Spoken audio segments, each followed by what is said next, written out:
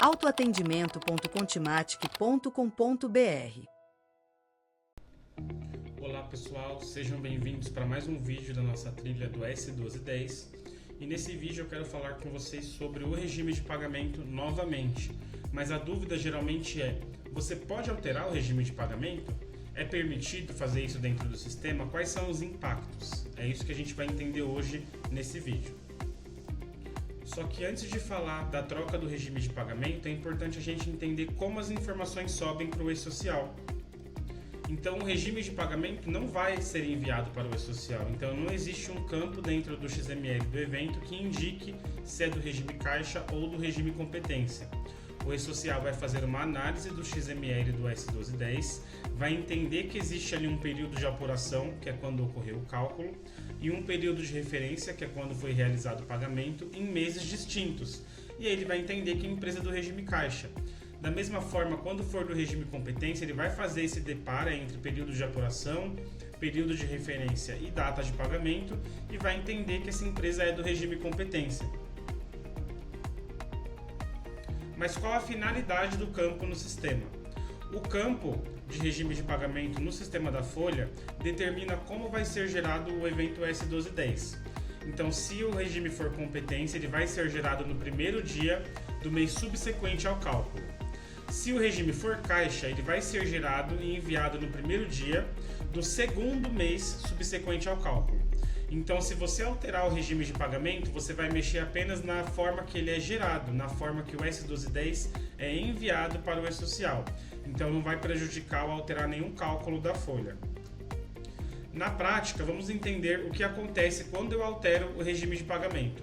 Então, se eu estou alterando ali o regime de pagamento de competência para a caixa, eu tenho o seguinte cenário. Eu calculei a minha folha de pagamento no mês 9 de 2025. Eu realizei o pagamento dessa folha no mês 10, no mês de outubro, ou seja, esse S1210 vai ficar disponível para envio no meu sistema a partir do dia 1 de novembro. Então ele vai ser gerado no segundo mês. Por quê? Porque assim o sistema consegue pegar esse evento e fazer com que ele leia tanto o mês de setembro quanto o mês de outubro. Porque se os pagamentos de setembro ocorrem em outubro e eu tenho pagamentos em outubro que ocorrem nesse mês também, eu tenho que ter toda essa informação acumulada e toda essa informação vai dentro do meu S1210 quando a minha empresa é do regime caixa. Quando eu falo aí do regime competência, eu tenho um outro cenário. O cálculo da minha folha ocorreu no mês de setembro. E aí, como é regime competência, eu paguei dentro da competência. Então, eu paguei a minha folha dentro do mês de setembro. O meu S1210 vai ser gerado no primeiro dia de outubro. Por quê? Porque eu preciso fazer a leitura de todos os pagamentos que ocorreram dentro do mês de setembro, por ser regime competência. Então, só em outubro eu vou ter essa certeza de que eu consegui ver todos os pagamentos de setembro. Essa é a diferença. Então, se você mudar de caixa para competência ou de competência para caixa, essa vai ser a diferença que você vai observar no seu sistema quando você fizer os cálculos da sua folha com relação à geração do S1210. Então, como proceder? Você vai precisar olhar para a realidade da empresa.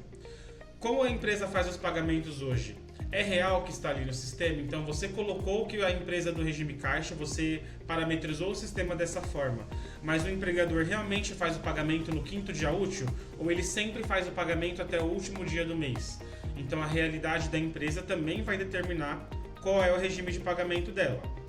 Você está alterando esse regime por alguma facilidade operacional? Porque a gente sabe que quando o regime é competência, é muito mais fácil entender o S1210 do que quando o regime é caixa. É por esse motivo que você quer fazer essa alteração de caixa para competência ou de competência para caixa? Se for o caso, pense um pouquinho e faça a análise de como a empresa trabalha no momento.